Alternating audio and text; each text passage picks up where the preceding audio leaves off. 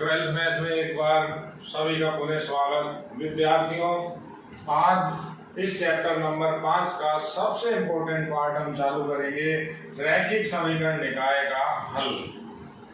रैखिक समीकरण निकाय का जो हल है दो तरह से होता है। पहला हल मैंने लिखा हुआ है आव्यूह विधि से हल। तो सबसे पहली बात आपको ये समझनी है, अगर आपका कोई क्वेश्चन है तो उस क्वेश्चन को आपको पहले देखना होगा वो किस विधि से हल पूछ रहा है। यानी या वो पूछेगा आपसे आव्यूह विधि से हल, या वो आपसे पूछेगा क्रैमर विधि या सारणिकों के उपयोग से रैखिक समीकरण निकाय को हल कीजिए। तो रैखिक समीकरण निकाय क्या होता है, आप पिछली क्लासेस में पढ़ चुके हो, 10th के अंदर आप पढ़ चुके हो। उस रैखिक समीकरण निकाय को मैं आपको समझाता हूं। वो दो तरह का होगा आपका, या तो 3 वेरिएबल का यानी 3 चर राशि का रैखिक समीकरण निकाय, या वो आपका होगा 2 वेरिएबल का 2 चर वाला रैखिक निकाय। तो उस निकाय को हम 10वीं में सोल्व कर चुके, 2 चर वाले रैखिक निकाय को हम 10th क्लास में सोल्व कर चुके हैं। अब हमें उस चीज को छोड़कर जो रैखिक समीकरण निकाय है उसके हल आव्यूह विधि और सारणिक विधियों से करने हैं। आप इस टॉपिक को बहुत अच्छे से देखिए, बहुत इंपॉर्टेंट टॉपिक है ये। मैंने हेडिंग डाली है रैखिक समीकरण निकाय का आव्यूह विधि से हल। तो पहली बात करते हैं कि रैखिक समीकरण निकाय होता क्या है। ये जो रैखिक समीकरण निकाय लिखा हुआ है ये है क्या। ये 2 तरह का होता है। पहला 3 चर का, 3 वेरिएबल होंगे, और एक होता है आपका 2 वेरिएबल या 2 चर के लिए। मैं आपको इसका थ्योरी का जो प्रोस्पेक्टस है, जो इसकी थ्योरी है वो समझाऊंगा, उसके बाद हम इससे क्वेश्चन करेंगे। पहले आप इसकी थ्योरी को बहुत सावधानी से देखिए, बहुत इंपॉर्टेंट क्वेश्चन है और ये बहुत इंपॉर्टेंट टॉपिक है। तो 3 चर वाले रैखिक समीकरण निकाय को अगर अपन लिखें तो किस तरह से लिखा जाता है, a1x b1y c1z बराबर t1, a2x b2y c2z बराबर t2, a3x b3y c3z बराबर t3। देखिए आप यहां पर जो मैंने a1 a2 a3 b1 b2 b3 c1 c2 c3 और d1 d2 d3 लिया है, ये आपकी कोई ना कोई डिजिट होगी, कोई ना कोई आपका नंबर्स होगा। तो किस तरह से इसका एक मैं आपको एग्जांपल भी बताता हूं, कहीं बच्चा इसको देख के ये नहीं सोचे कि सर ये किस तरह का क्वेश्चन है, क्या लिखा हुआ। जो क्वेश्चन आपकी फॉर्म होगी वो किस तरह से आएगा, जैसे क्वेश्चन आया 2x minus Y plus 3z बराबर 2, x minus Y plus 4z बराबर 5, x plus 5y plus 7z बराबर -8। देखिए ये जो सिस्टम लिखा हुआ है इसको बोलते हैं रैखिक समीकरण निकाय, और इसके अंदर 3 वेरिएबल हैं। 3 वेरिएबल कौन से, x, y और z। तो ये कहता है इस समीकरण निकाय का आव्यूह विधि से हल कीजिए। अब हल किस विधि से करना है, आव्यूह विधि से। अपना पहला आज का जो टॉपिक है वो ये है आव्यूह विधि, मैट्रिक्स मेथड से इसको आप सॉल्व करो। तो यही एक 2 वेरिएबल के लिए भी होता है, जिसके अंदर 2 वेरिएबल होंगे, जैसे a1x b1y d1, a2x b2y d2। जो ये 2 वेरिएबल का आपका रैखिक निकाय है, इस तरह के क्वेश्चन को आप 10th क्लास में काफी कर चुके हैं। जैसे इसके ऊपर फॉर एक एग्जांपल मैं यहां लिख रहा हूं 3x प्लस वाई बराबर 7, x माइनस 2y बराबर 8। कहता है इसका हल ज्ञात कीजिए। इसके आपने ग्राफ भी बनाए, इसका हल ज्ञात किया है, तो इनका जो सिंपल सॉल्यूशन होता है वो बड़ा इजी है। उसमें हम क्या करते हैं, या तो हम दोनों में विलोपन विधि लगा लेते हैं या वज्र गुणन विधि लगा लेते हैं, यानी एक एक करके हम इन इक्वेशन को सरल करते हैं, एक्स वाई जेड के मान आ जाते हैं। वो बात आपको यहाँ नहीं करनी है। हमारे पास जो है मेथड है, कह रहा आव्यूह विधि से रैखिक समीकरण निकालेगा हल ज्ञात कीजिए। तो आव्यूह विधि में आपको बताऊंगा, केवल मैंने अभी इतना लिखा है कि 3 वेरिएबल का रैखिक निकाय ये लिखा हुआ है। इसके अंदर जो a1, b1, c1, d1, a2, b2, c2, d2, a3, b3, c3, d3 है, ये संख्या होगी जैसे वहां चेंज हो जाएगी। देखिए आप, तो आपको पहले थ्योरी समझनी है, या तो क्वेश्चन 3 वेरिएबल का होगा या 2 वेरिएबल का होगा। तो क्वेश्चन आपका ये मैंने लिखा है, केवल मैंने लिखा है रैखिक समीकरण निकाय होता क्या है। अब निकाय मतलब इनका तो सिस्टम, इन सबका जो ग्रुप होता है, इस पूरे ग्रुप को हम निकाय बोलते हैं। ये 2 का ग्रुप है, ये निकाय है। हमको मालूम है कि 2 वेरिएबल हो तो उनको निकालने के लिए 2 समीकरण चाहिए, और 3 वेरिएबल हो, 3 चर राशि हो तो उनके मान ज्ञात करने के लिए 3 समीकरण चाहिए। तो इस सिस्टम को अपन किस तरह से सॉल्व करेंगे, ये अपना काम है। अपन को एक लैंग्वेज लिखनी है। मैं पहले इस 3 वेरिएबल वाले की बात कर रहा हूं, 3 चर वाला रैखिक समीकरण निकाय। किस तरह से इसका सॉल्यूशन होगा, देखिए आप, हमारे पास जो सिस्टम आएगा, इस सिस्टम का जो हमको मैट्रिक्स के अंदर कन्वर्जन करना है, मैट्रिक्स के अंदर इसको रूपांतरण करना है। तो मैं इसमें इस तरह से लिखूंगा, यहां रैखिक निकाय का हल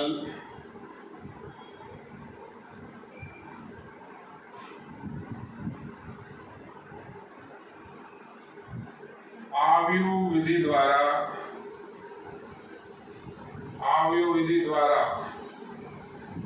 निम्न समीकरण से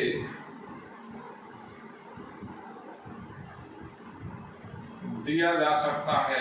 यहाँ रैखिक समीकरण निकाय का हल आव्यूह विधि द्वारा निम्न समीकरण निकाय से दिया जा सकता है। अब आपको एक इक्वेशन लिखनी है। इक्वेशन कैसी है, मैट्रिक्स फॉर्म में। आपको लिखना है capital AX equals to B। मैंने ऐसा मान लिया कि इससे इसका हल आएगा।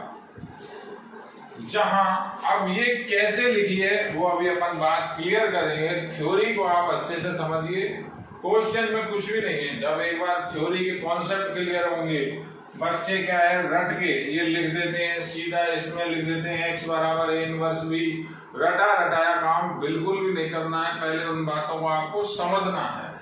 तो हमने क्या लिखा है, इस निकाय का हल निम्न समीकरण से दिया जा सकता है। जहां ये लिखा आपने, जहां जो मैट्रिक्स A है वो मैट्रिक्स A मैं आपका बना रहा हूं।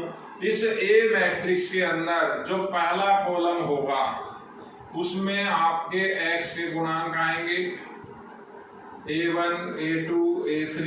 दूसरे कॉलम में y के गुणांक और तीसरे कॉलम में z के गुणांक।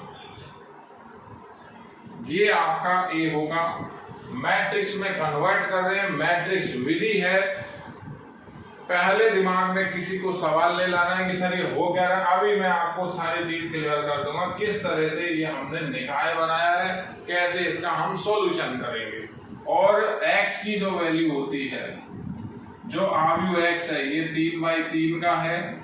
आव्यूह x जो होगा वो आपके अंदर इसमें जो वेरिएबल है, इसके अंदर वेरिएबल x y z की टर्म चल रही है, तो आप 3/1 का लिखोगे x y z। ये लिखा 3/1 का x y z। और जो मैट्रिक्स B है, जो मैट्रिक्स B होगा वो इसमें इक्वल के इधर, अगर कुछ यहाँ -d इधर जुड़ा हुआ है तो उधर ले जाना है। जैसे इस मैट्रिक्स के अंदर क्या लिखना है, D1 D2 D3, D1 D2 D3, ये भी आपका 3/1 का। अब आप बात को समझिए, अगर मैं ये तीनों मैट्रिक्स की वैल्यू यहां रखता हूं, रखनी नहीं है, तो दोनों तरफ मैट्रिक्स हो जाएगा, ए का x से गुणा करेंगे वो 3/1 का आएगा। जब तुलना करेंगे हम तो हमारे पास वापस ये रैखिक निकाय आ जाएगा। आप इस बात को एक एग्जाम्पल की फॉर्म में यहां समझिए। देखिए, ये तो थ्योरी चल रही है, इस थ्योरी को तो अपन को डिस्टर्ब करना नहीं है। कैसे लिखें इसका, जब हमने हल लिखा तो ax बराबर b लिखा, a की वैल्यू क्या हुई आपकी 2 1 1। देखिए, यहां समझिए वहां समझिए, इसके अंदर क्या है, डिजिट चल रही है। यहां पर जब ये A1 A2 A3 है, B1 B2 B3 है, तो कंफ्यूजन नहीं करना, थ्योरी की बात है। क्वेश्चन अपन बाद में करेंगे, उस तरह से आएगा। ये लिखा हुआ -1 -1 5, और इसकी वैल्यू हो गई 3 4 7। ये A बनेगा x के गुणांक C1 में, y के गुणांक C2 में, z के गुणांक C3 में। उसके बाद x वही का वही रहेगा, small x small y small z, और जो मैट्रिक्स B होगा वो इसके अंदर जो अचर होगा वो किस तरह से 2 5 8। देखिए, अब अगर मैं ये मान तीनों यहां रखता हूं, तो जब तीनों मान हम रखेंगे, मान रखने के बाद हमारी जो कैलकुलेशन चलेगी, ax का गुणा होगा r1 का C1 से। जब मैं गुणा करूं तो a की मेंबर आएगा। देखिए, मैट्रिक्स के अंदर r1 C1 का गुणा किया तो 2x - y + 3z आता है। a की मेंबर आया r1 का C1 से गुणा। अब r2 C2 करेंगे तो x - y + 4z आएगा, ये रहा। और r3 का C3 से करेंगे तो x + 5y + 7z आएगा। ये ax की वैल्यू होगी। और बराबर में क्या चल रहा है, b, ax बराबर b 2 5 8, ये 3/1 है, ये भी 3/1 है। अब जब तुलना करोगे जब आप तुलना करोगे तो ये A11 इस A11 के बराबर, ये समीकरण हुई। ये A21 इस A21 के बराबर, ये दूसरी समीकरण हुई। और A31 इस A31 के बराबर, ये तीसरी समीकरण आई। तो हमें इस तरह से तो काम करना है। तो बात की बात है, अपन यहां आ रहे हैं। पहले ये बताया कि ये लिखा किस तरह से, उसके बाद अगला काम हमारा होगा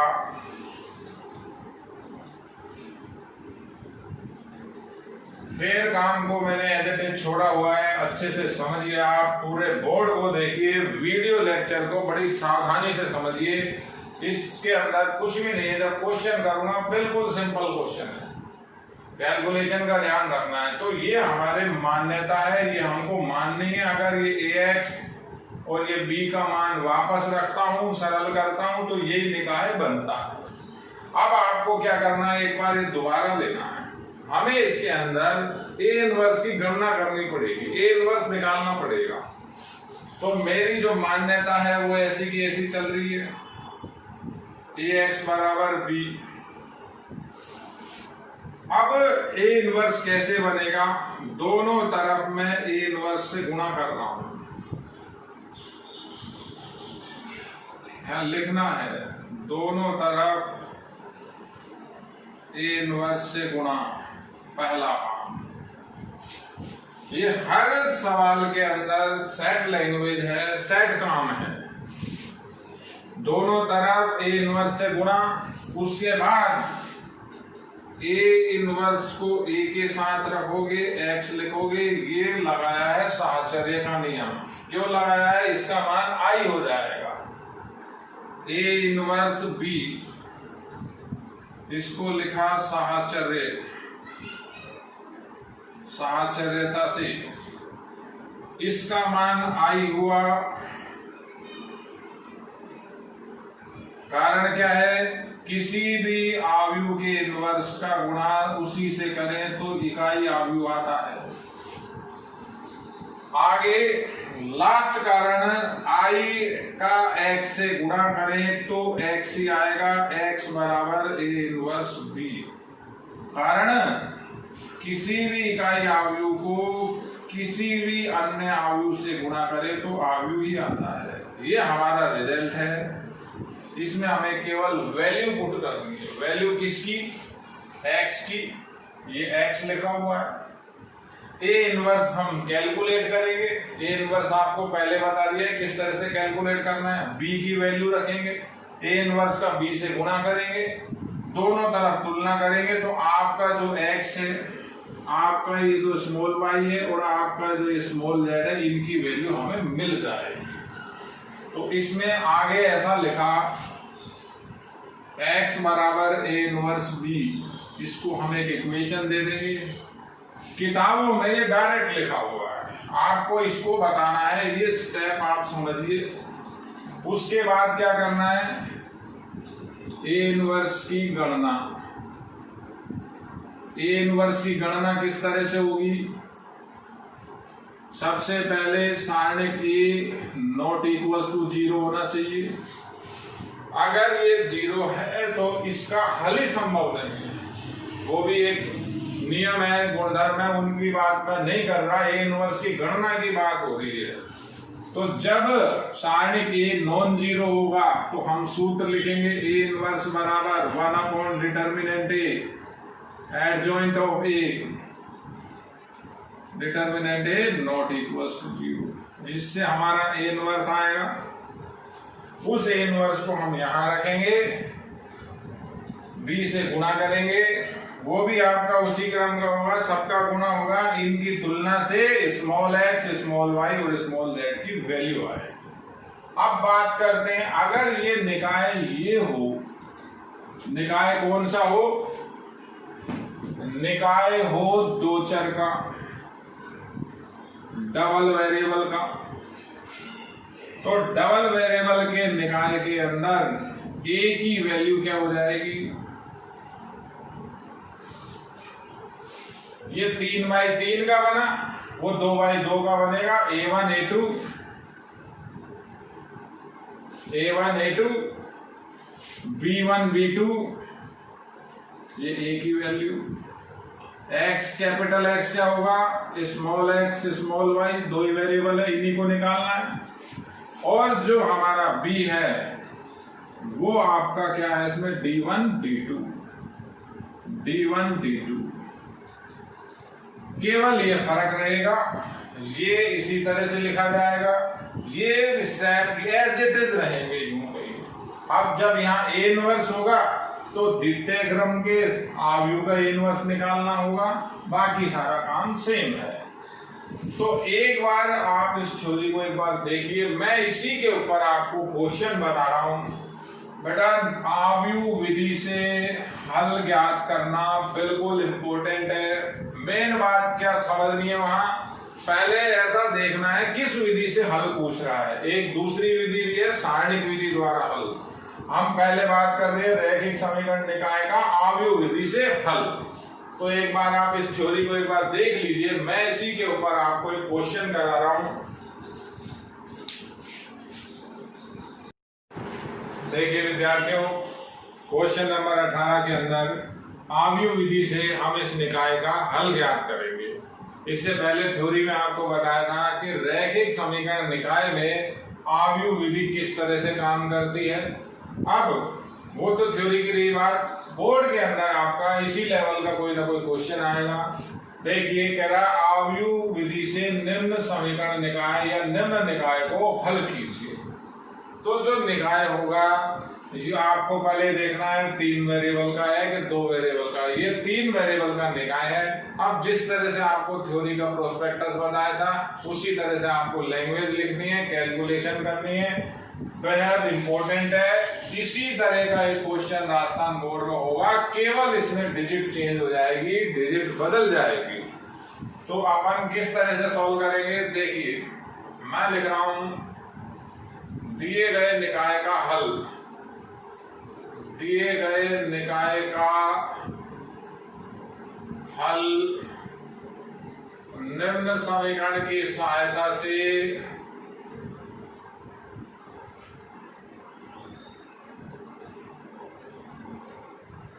आव्यूह रूप में दिया जा सकता है,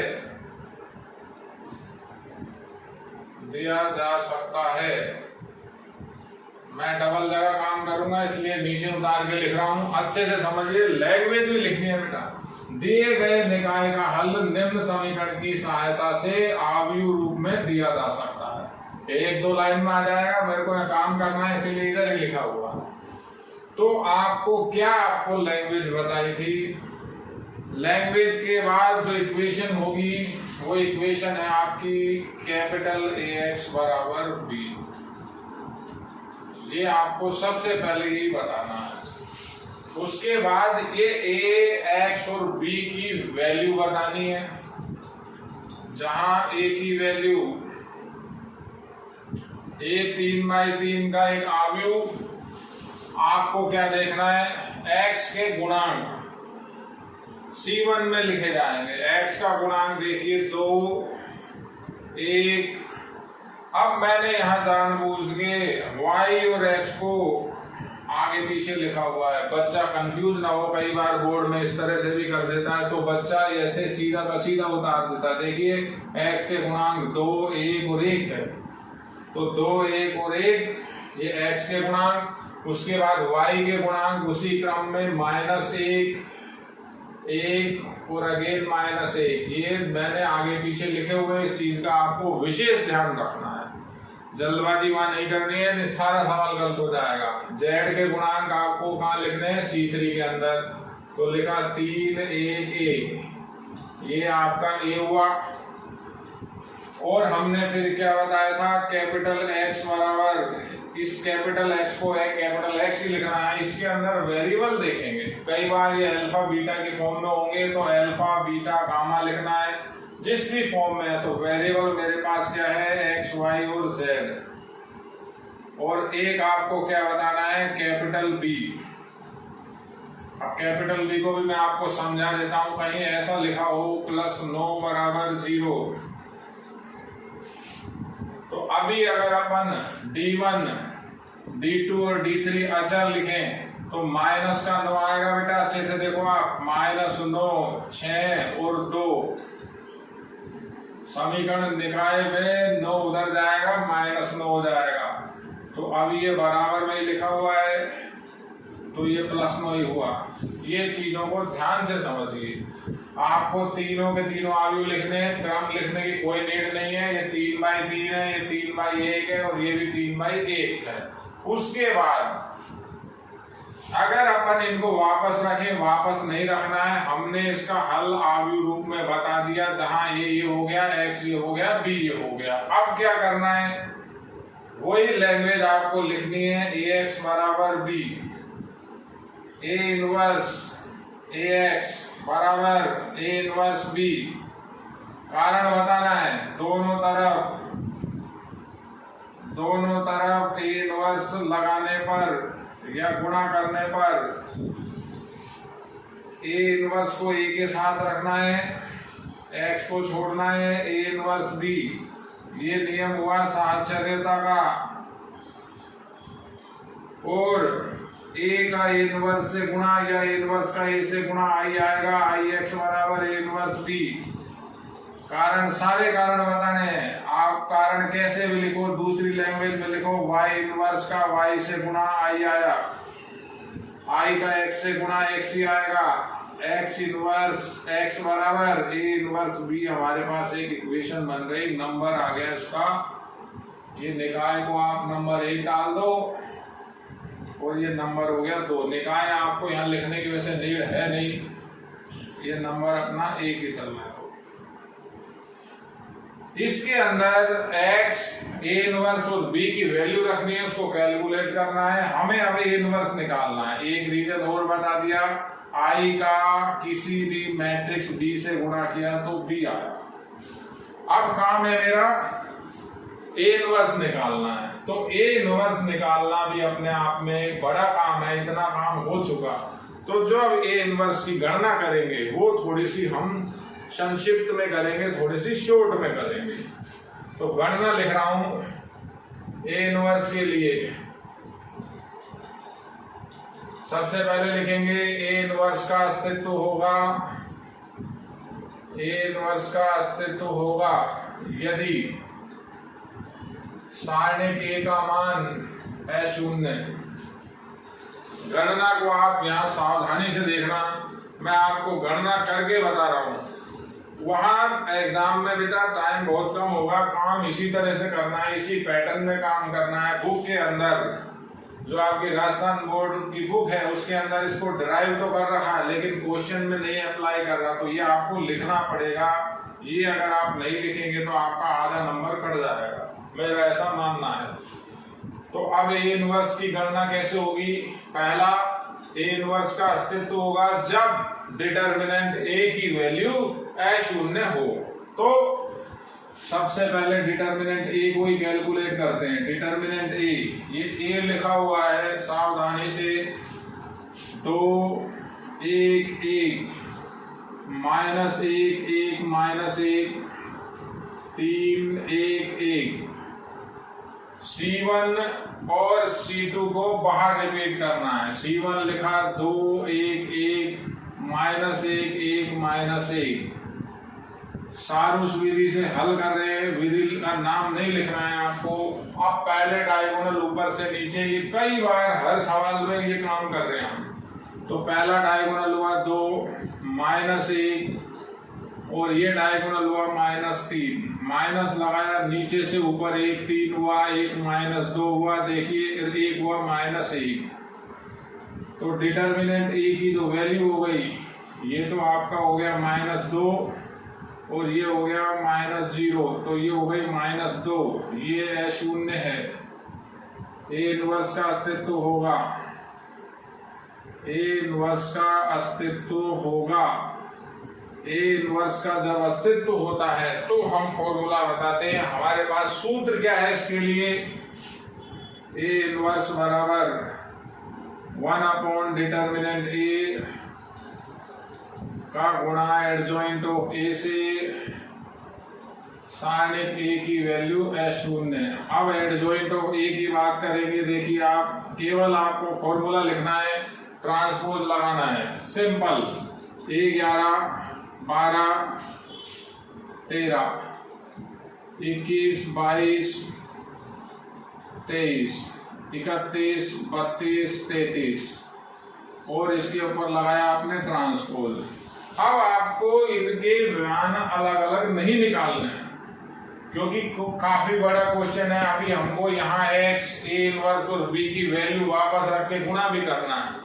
तो अपन सीधे 9 के 9 सेकंड कैलकुलेट करेंगे, यहाँ वैल्यू लिखेंगे। किस तरह से आएंगे? एडजॉइंट ऑफ ए की वैल्यू आएगी आपकी, देखिए अब आप ये डिटर्मिनेंट को देख लीजिए। आप केवल इसी भाग को देखिए, कई बार मैं ये चीजों को आपको रिपीट कर रहा हूं।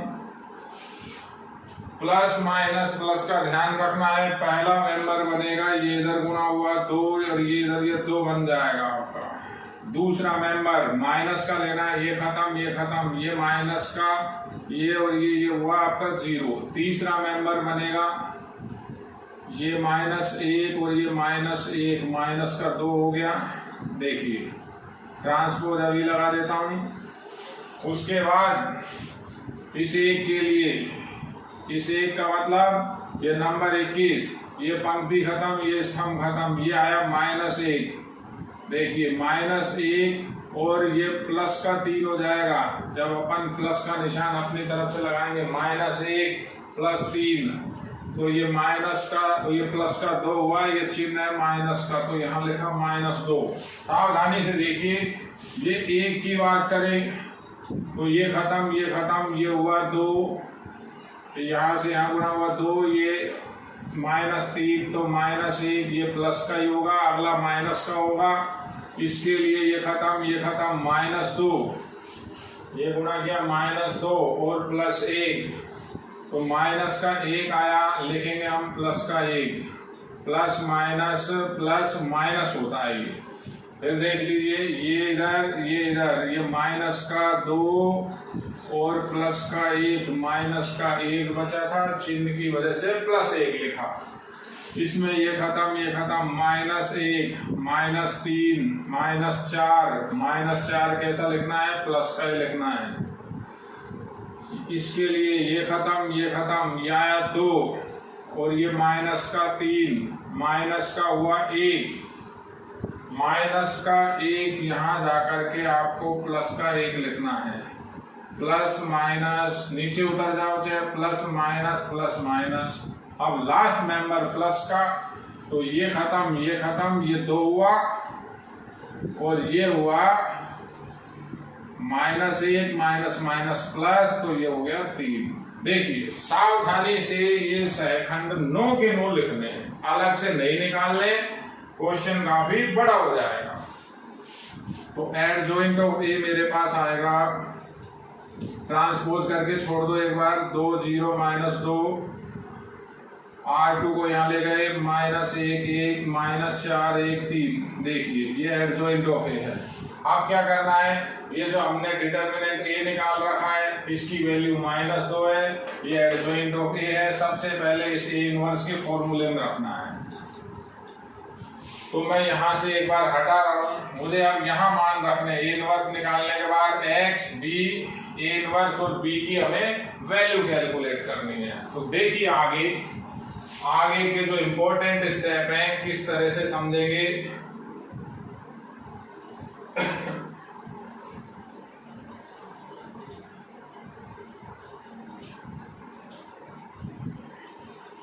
अब अपन वैल्यू निकाले, तो पहला तो इनवर्स की वैल्यू आई हमारी, ए इनवर्स बराबर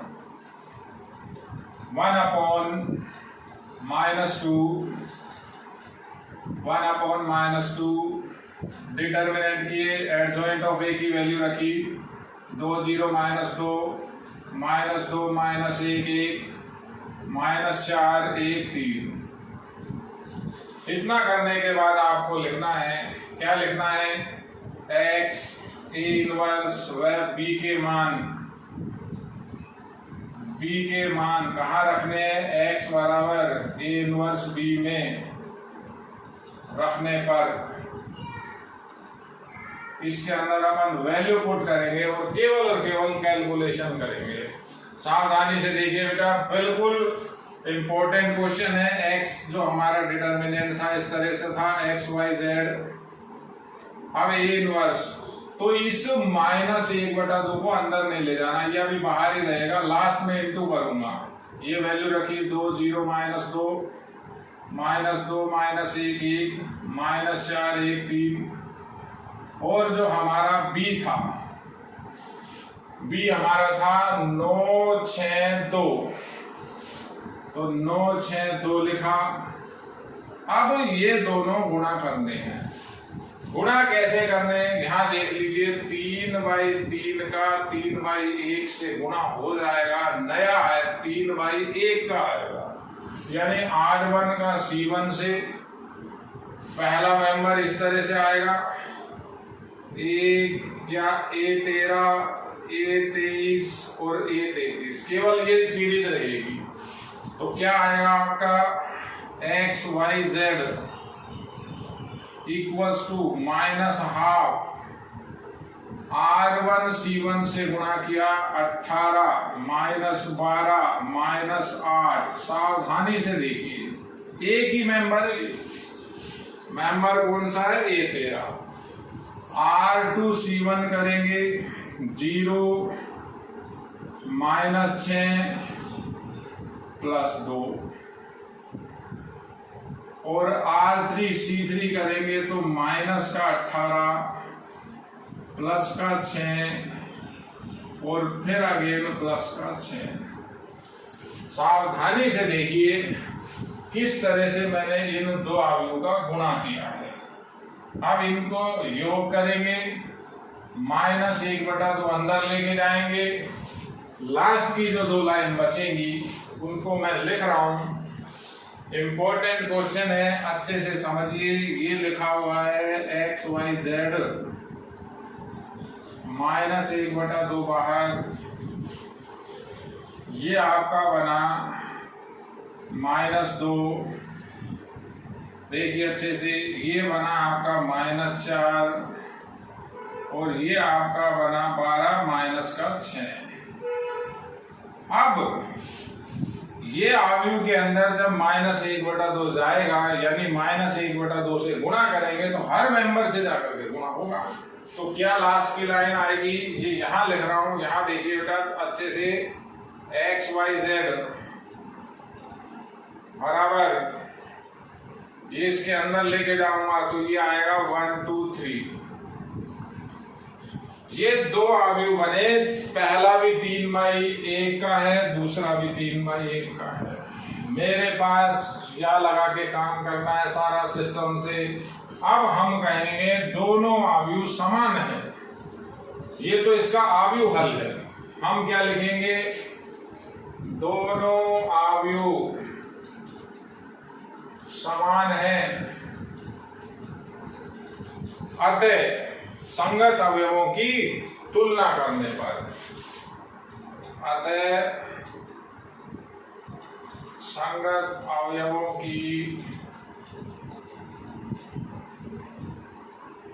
तुलना करने पर, तो जब तुलना करेंगे तो x की वैल्यू 1 आएगी, देखिए आप, y की वैल्यू आएगी आपकी 2 और z की वैल्यू हो गई 3। ये इस रैखिक निकाय का हल है। इसको ढंग से समझिए बेटा। ये जो क्वेश्चन है बेहद इंपॉर्टेंट है, बोर्ड में इसी तरह का क्वेश्चन होगा, थोड़ा सा उसको चेंज करेगा, डिजिट बदलेगा या थोड़ा सा उसके अंदर हिंट या क्लू बदलेगा। क्वेश्चन इसी पैटर्न पे करना है, इसी तरह से आपको काम करना है। इंपॉर्टेंट सवाल है, देखिए आप क्वेश्चन नंबर 18। अब बात करेंगे सारणिक विधि से रैखिक निकाय का हल ज्ञात करना। इससे पहले आपको आव्यूह विधि बताई थी, तो उस विधि के बाद हमारी विधि है सारणिक विधि से रैखिक निकाय का हल ज्ञात करना। इस विधि को क्रैमर ने दिया था, तो इसका दूसरा नाम क्रैमर विधि भी है, दोनों नाम को आपको याद रखना है। क्वेश्चंस आपके पास किस तरह से होगा वो मैं अभी क्वेश्चन बाद में करूंगा, विधि कैसे लगानी है आप उसको समझिए। हमारे पास एक 3 वेरिएबल का 3 चर का जो रैखिक निकाय होगा वो इस तरह से होगा। रैखिक निकाय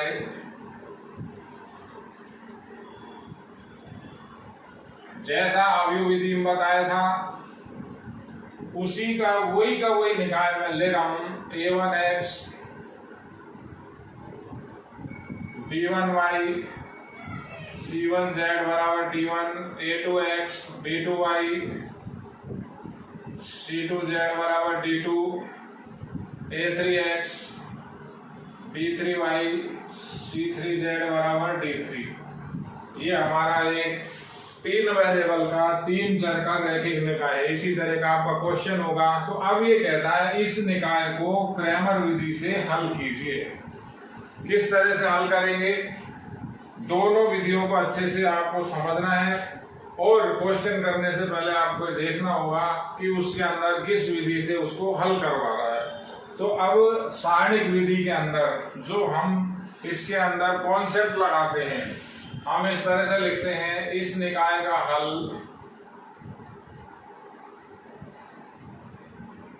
इस निकाय का हल निम्न समीकरण से दिया जाता है या दिया जा सकता है। समीकरण किस तरह से आपको लिखनी है अच्छे से समझिए। x upon delta 1, y upon delta 2 और z अपॉन डेल्टा 3 बराबर 1 अपॉन डेल्टा। हमारे पास जो क्रैमर नाम के मैथमेटिशियन था उसने ये इक्वेशन बनाई थी, उसी के कॉन्सेप्ट पर आगे चर्चा करेंगे। इस इक्वेशन से आपको इस रैखिक निकाय का हल निकालना है, यानी एक्स वाई और जेड का मान निकालना है। किस तरह से निकलेगा? जब आप इन दोनों को लोगे x upon delta 1 upon delta, तो x की वैल्यू आएगी डेल्टा 1 अपॉन डेल्टा। इस तरह से जब आप इन दोनों को लोगे तो y की वैल्यू डेल्टा 2 उधर चला जाएगा, डेल्टा 2 अपॉन डेल्टा। और जब आप इन दोनों को लोगे तो z की वैल्यू आपकी आएगी डेल्टा 3 अपॉन डेल्टा। ये डेल्टा 3 ऊपर चला जाएगा। ये आपको x, y और z के सॉल्यूशन इनसे मिलेंगे। अब बात करते हैं कि जो ये डेल्टा 1, डेल्टा 2, डेल्टा 3 और डेल्टा है, ये क्या है? डेल्टा मीन सारणिक, इसी का नाम ही है सारणिक विधि लगाइए। तो ये सारणिक, 4 सारणिक आपको किस तरह से लिखनी है? जो भी रैखिक निकाय होगा उसको पहले आपको सावधानी से देखना है। उस निकाय के अंदर जो हमारा डेल्टा होगा, तो मैं यहां बता रहा हूं आपको डेल्टा, जैसे हमने मैट्रिक्स विधि के अंदर कैपिटल ए लिखा था, किस तरह से लिखा था? C1 में x के गुणांक, C2 में y के गुणांक, C3 में z के गुणांक। तो डेल्टा आपको एक सारणिक बनानी है, 3x3 की सारणिक होगी। C1 के अंदर x के गुणांक A1, A2, A3, C2 में y के गुणांक B1, B2, B3 और C3 में z के गुणांक C1, C2, C3। इसी का मैट्रिक्स रूप मैट्रिक्स विधि में कैपिटल A था, यानी डेल्टा क्या होगा? x, y और z के गुणांकों का C1, C2, C3 में लिखेंगे, जो उसका सारणिक होगा वो है आपका डेल्टा। इसकी कैलकुलेशन करेंगे, वो डेल्टा का मान आपका यहां चलेगा बाद में। अब बात करते हैं डेल्टा 1 की। तो डेल्टा 1 आपका किस तरह से लिखा जाएगा? डेल्टा 1 आपको ये 4 सारणिक सोल्व करनी है। डेल्टा 1 देखिए, आप फॉर्मूले में डेल्टा 1 के ऊपर x लिखा हुआ है, तो आपको जो ये डेल्टा है, इस डेल्टा में x के गुणांक को रिप्लेस करना है। x के गुणांक यानी इस C1 को रिप्लेस करना है किससे? ये D1, D2, D3 से। तो इसी डेल्टा में इस C1 की जगह D1, D2, D3 आएगा, यानी रिप्लेस कौन होगा? ये स्तंभ C1 क्या आएगा यहाँ? D1, D2, D3। बाकी C2 और C3 एज इट इज रहेंगे। हम बात कर रहे हैं पहले डेल्टा 1 की। डेल्टा 1 के ऊपर x लिखा हुआ है। जब डेल्टा 2 निकालूंगा, ऊपर y लिखा हुआ है, तो मैं C2 को रिप्लेस करूंगा। जब मैं डेल्टा 3 निकालूंगा, ऊपर z लिखा हुआ है, तो मैं C3 को रिप्लेस करूंगा। रिप्लेस किससे करना है? प्रतिस्थापित किससे करना है? D1, D2 और D3 से। तो ये ऐसा कैसा? B1, B2, B3, ये भी ऐसा कैसा? C1, C2, C3। ये आपकी डेल्टा 1 है, इसकी भी आपको कैलकुलेशन करनी है, डेल्टा की कैलकुलेशन करनी है। तो संख्यात्मक मान आएंगे, वो बाद में आपके यहाँ रखे जाएंगे, जो इसका सॉल्यूशन बनेगा। अब बात करते हैं डेल्टा 2 की। तो डेल्टा 2 क्या है? डेल्टा 2 के ऊपर y लिखा हुआ है, तो y के गुणांक क्या है? B1, B2, B3। यहाँ ये रिप्लेस करना होगा। किससे रिप्लेस होंगे? ये जो अचर है D1, D2, D3, तो यहाँ लिख रहा हूं D1, D2, D3। देखिए आप, अब C1, C2 वो इसी का ऐसा कहता रहेगा। यहाँ आएगा A1, A2, A3, यहाँ आएगा B1, B2 और B3। इसकी कैलकुलेशन होगी। कैलकुलेशन बहुत सिंपल होगी। डेल्टा 3 की बात करें तो डेल्टा 3 के ऊपर z लिखा हुआ है। z के गुणांक है C1, C2, C3, यानी इस तीसरे स्तंभ को आपको फिर रिप्लेस करना है। किससे रिप्लेस करना है? D1, D2 और D3 से। तो यहां आएगा आपका D1, ये D2 और ये D3। अब C1 और C2 वो एज इट इज इसी के मिलेंगे आपको। क्या लिखना है? A1, A2, A3, B1, B2, B3। ये चारों के चारों सारणिक आपको सॉल्व करने हैं। बड़ा इजी है, एक ही लाइन में सॉल्व होंगे। सॉल्व करने के बाद आपको यहाँ मान रखना है और इनकी सबकी अलग अलग कैलकुलेशन करोगे तो x, y और z का मान मिलेगा।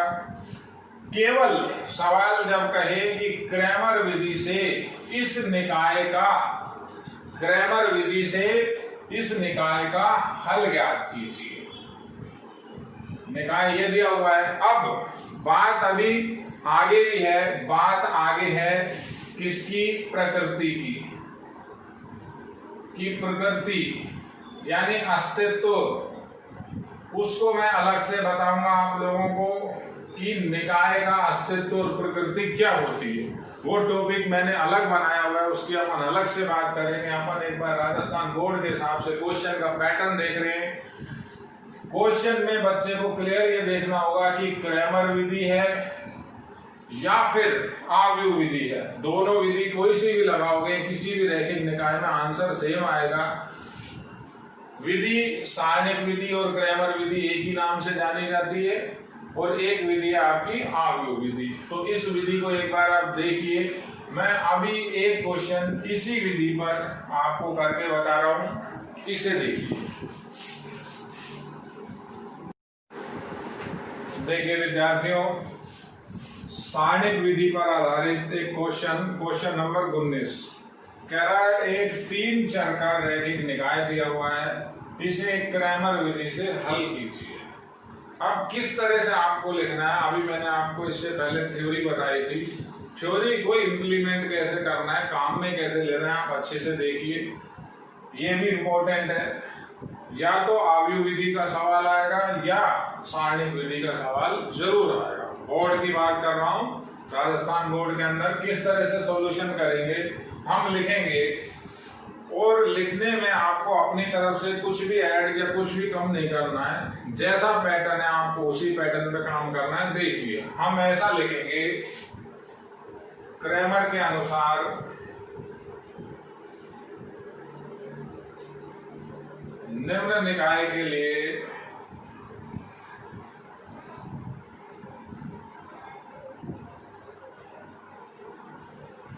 यदि डेल्टा 1, डेल्टा 2 व डेल्टा 3 निम्न प्रकार क्रैमर के अनुसार डेल्टा 1, डेल्टा 2 व डेल्टा 3 निम्न प्रकार अस्तित्व में हो। अस्तित्व के अंदर हो मतलब इनका मान 0 होना चाहिए, उसको आप छोड़ो, वो है प्रकृति की बात। निम्न प्रकार अस्तित्व में हो तो डेल्टा की वैल्यू पहले आप बताओगे, फॉर्मूला बताओगे आप बाद में। फॉर्मूला शुरू में नहीं बताना है, पहले बताना है ये चारों के चारों जो सारणिक हैं ये क्या चीज है। तो डेल्टा 1 पहले के अंदर आपको जो थ्योरी बताई थी उसको एक बार देखना है और इसको तरीके से यहाँ लिखना है। पहले में x के गुणांक लिखे जाएंगे। x के गुणांक किस तरह से लिखे जाएंगे? 2, 1, 1। y के गुणांक -1, 1, -1। z के गुणांक हो गए 3, 1, 1। ये डेल्टा 1 है। अभी आपको बताया था डेल्टा 1 जो होगा ये C1 को रिप्लेस करेंगे 9, 6, 2 से। डेल्टा 2 जो होगा ये C2 को रिप्लेस करेंगे 9, 6, 2 से। और डेल्टा 3 जो होगा इस C3 को रिप्लेस करेंगे। तो एक एक लाइन खराब नहीं करनी, एक ही लाइन में सबको क्लियर करना है। 2 के सेट में डेल्टा 1 की जो वैल्यू होगी क्या होगी? 2। ये C1 को रिप्लेस करोगे 9, 6, 2 से। ये जो C1 है ये रिप्लेस होगा 9, 6, 2। ये दोनों ऐसे के ऐसे रहेंगे, -1, 1, -1, 3, 1, 1। अब बात करते हैं डेल्टा 2 की। डेल्टा 2 के अंदर C2 रिप्लेस होगा 9, 6, 2 से। यहाँ लिखा हुआ है देखिए 2, 1, 1 ऐसा का ऐसा, C3 ऐसा का ऐसा।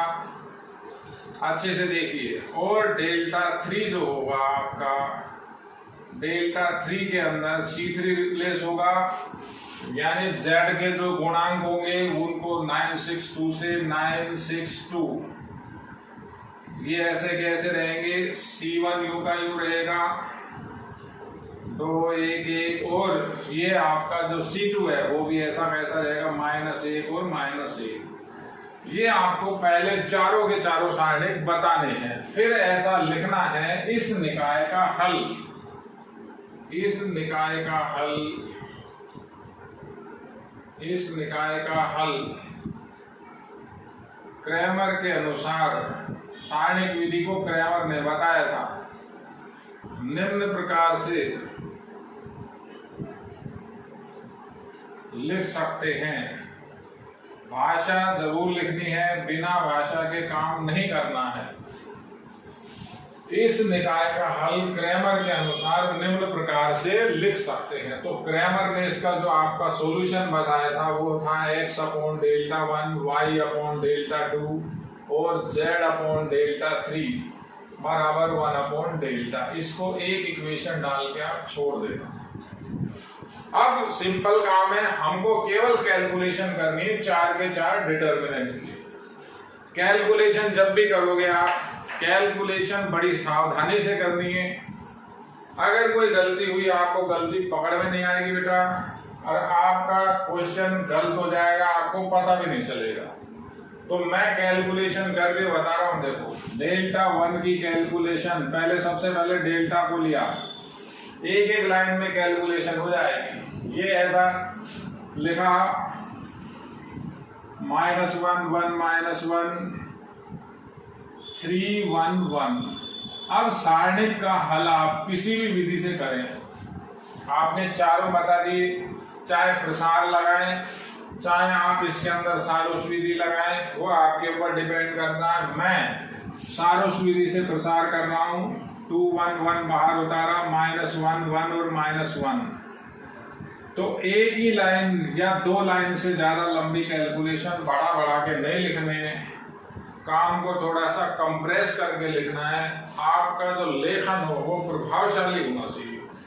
तो पहला गुणा हुआ 2, ऊपर से नीचे डायगोनल -1, तीसरा डायगोनल -3, माइनस लगाया इधर से इधर 3, -2 और -1। डेल्टा की क्लियर वैल्यू आ रही है, देखिए आप -2, या यहां लिख दें, ये आपका बना -2 -0। अब बात करते हैं डेल्टा 1 की। तो डेल्टा 1 में, ये डेल्टा 1 है, डेल्टा 1 लिखा अपन ने 962 -1 1 -1 3 1 1, C1 बाहर 962 -1 1 -1। डेल्टा 1 की वैल्यू आएगी किस तरह से, ऊपर के नीचे के डायगोनल 9 हुआ। देखिए आप सावधानी से आगे पीछे लिखेंगे तो गलत नंबर आपका पकड़ में आ जाएगा, काम सारा खराब हो जाएगा। -2 दूसरा डायगोनल और तीसरा डायगोनल -18, माइनस लगाना है। अब नीचे से ऊपर चलना है। आपका पहला डायगोनल हुआ 6, दूसरा डायगोनल हुआ -9 और तीसरा डायगोनल हुआ आपका कितना हुआ, तीसरा डायगोनल -6। तो डेल्टा 1 की जो कैलकुलेशन आई वो कितनी आई, कैलकुलेट करिए इसको आप। ये जो डेल्टा 1 की वैल्यू आएगी, ये आया -29 -11 और ये हुए प्लस के -15 एंड 6,